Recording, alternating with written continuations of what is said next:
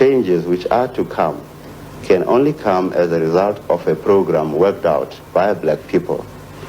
And for black people to be able to work out a program, they need to defeat the one main element in politics which was working against them, and this was the psychological feeling of inferiority.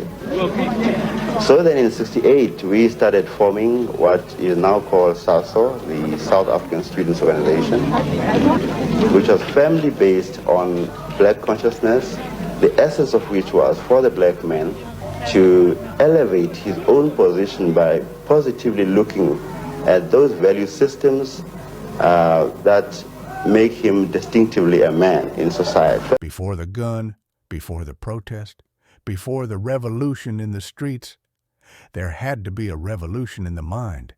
They could cage the body. They could ban the meetings. They could silence the voices. But they feared one thing more than anything else: a black person who no longer believed the lie of inferiority. His name was Steve Bantu Biko. Not a soldier, not a warlord, but a philosopher who understood that true oppression begins in the mind. Steve Bantu Biko was born in 1946 into a South Africa where black people were physically free enough to breathe, but mentally imprisoned. Apartheid was not just laws. It was psychological warfare. It taught black children, you are less intelligent, you are less capable, you are less human. White supremacy did not only operate through police batons, it operated through education, language, religion, and daily humiliation. And Biko noticed something disturbing. The most powerful weapon in the hands of the oppressor. The common factor with these people is that they have selflessly pushed forward the struggle of the black man.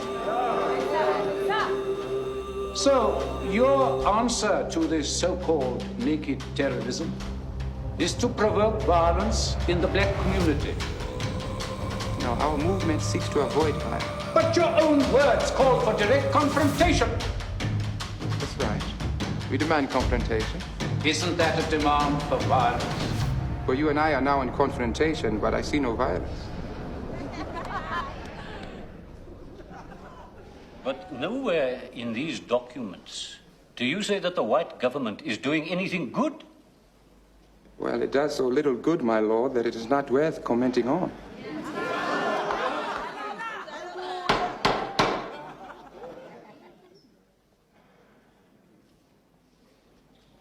But surely that approach inflames racial hatred and anti-whiteism. My lord, blacks are not unaware of the hardships they endure or what the government is doing to them. We want them to stop accepting these hardships, to confront them.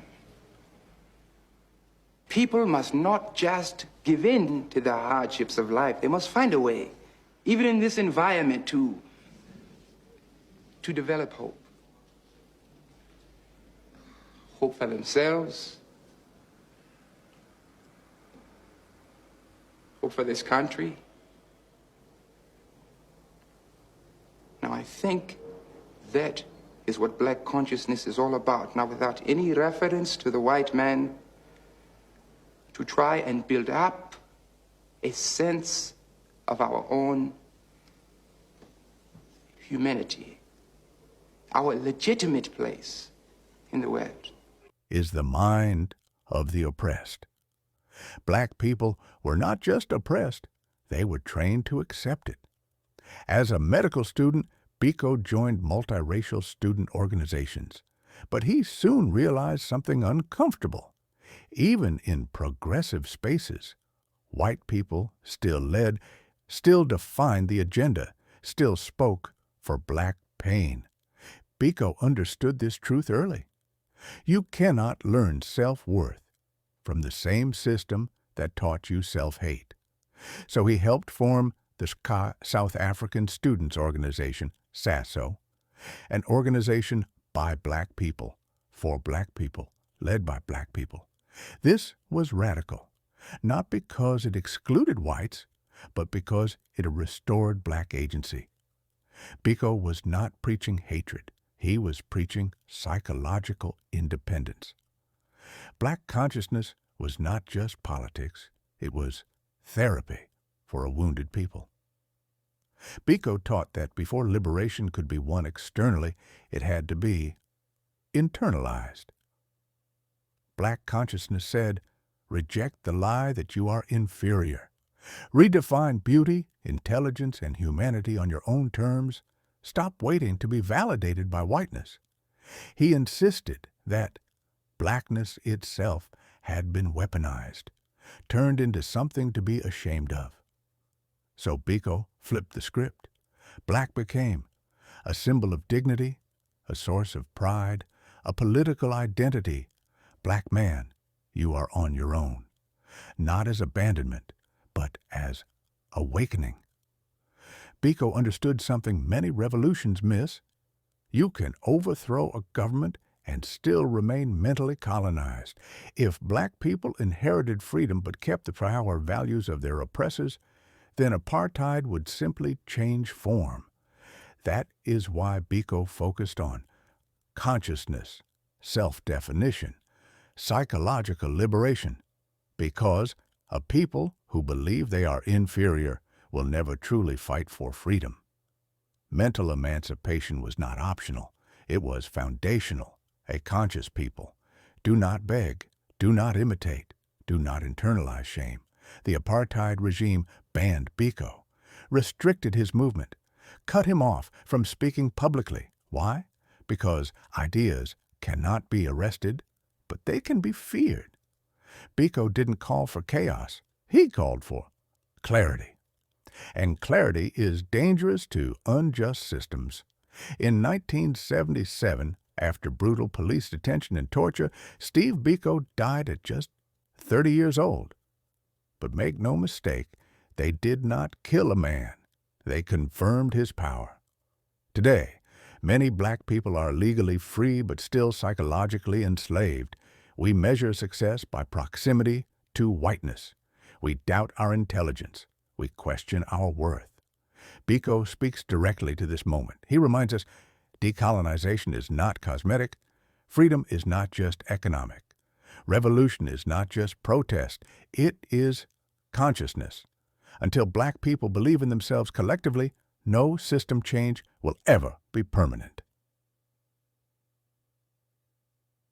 Outro, The Call, 1400 to 1500. Steve Bantu Biko did not leave us instruction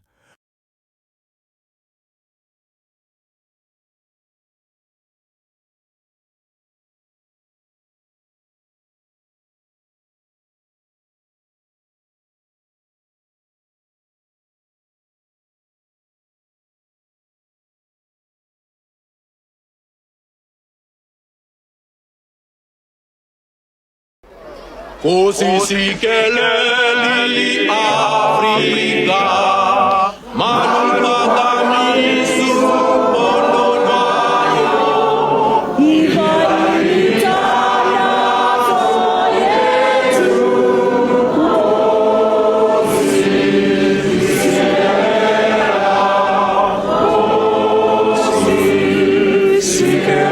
Do you understand the words? God bless Africa, raise up her name. Hear our prayers and bless us.